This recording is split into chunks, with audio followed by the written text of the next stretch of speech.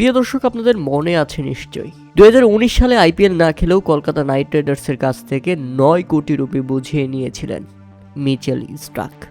হ্যাঁ, আইপিএল না খেলেও টাকা পেয়েছিলেন, তবে এটি মূলত ইনজুরি সংক্রান্ত কারণে এবং তিনি 2019 সালে কেকেআর নাইট রাইডার্সের হয়ে খেলার সময় চোটের কারণে না খেলতে পেরে বিমার টাকা আদায় করার জন্য আদালতে গিয়েছিলেন।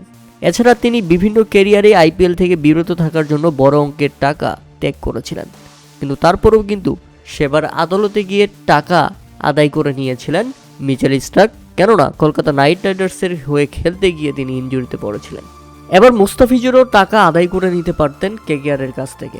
9 কোটি 20 লাখ রুপি আদায় করা যেত বাংলাদেশের পক্ষ থেকে, কেননা এবার ভুলটা করেছে ইন্ডিয়া, ভুলটা করেছে কলকাতা নাইট রাইডার্স। মুস্তাফিজুরের কোনো ভুল নেই, কারণ মুস্তাফিজুরকে তারা কিনেছে এবং কোনো কারণ না দেখিয়েই তাকে বাদ দিতে হয়েছে। এটা তাদের সমস্যা। মুস্তাফিজকে খেলাতে পারেনি, এটা তাদের সমস্যা।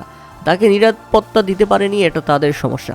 তাই এখানে মুস্তাফিজুরের কোনো সমস্যা নাই, যে কারণে মুস্তাফিজুর চাইলেই আদালতে হাজির হইলেই পুরো 9 কোটি 20 লাখ রুপি আদায় করা যেত ভারতের কাছ থেকে। কিন্তু এখানে বড় মনের পরিচয় দিলেন এবার মুস্তাফিজুর রহমান। আইপিএল না খেলেও মিচেল স্টার্ক যখন পারিশ্রমিক পেয়েছিলেন তখন তার পেছনে ছিল ওয়ার্ল্ড ক্রিকেট অ্যাসোসিয়েশন, যার আইনি সহায়তায় মিচেল স্টার্ক টাকা পেয়েছিলেন।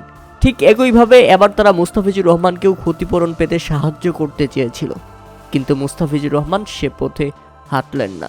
টাকা নেওয়ার চেয়ে সম্মান ও দেশের মর্যাদাকেই বড় মনে করেছেন মুস্তাফিজুর রহমান। আর মুস্তাফিজের এই সিদ্ধান্তই স্পষ্ট করে দেখিয়ে দেয় যে মুস্তাফিজ শুধু বোলার নন, একজন ভালো মানুষও। তিনি একজন বড় মাপের খেলোয়াড়, তিনি একজন বড় মাপের মানুষ। এমন চরিত্রই দেশের ক্রিকেটের আসল গর্ব। আর দেখেন, আমাদের এখানে দালাল আছে কিছু, যেসব দালালরা আমাদের ক্রিকেটটাকে ধ্বংস করে দিচ্ছে। সবচেয়ে বড় দালাল তামিম ইকবাল, আর তামিম ইকবালকে যারা তেল দিচ্ছে তারা হচ্ছে বাংলাদেশ ক্রিকেটের ধ্বংসের সবচেয়ে বড় তেলবাজ। মুস্তাফিজুর ইস্যুতে তারা কোনো কথা বলেনি, হাদি ইস্যুতে কোনো কথা বলেনি, বাংলাদেশের পজিটিভ ইস্যুতে তারা কোনোদিন কথা বলে না।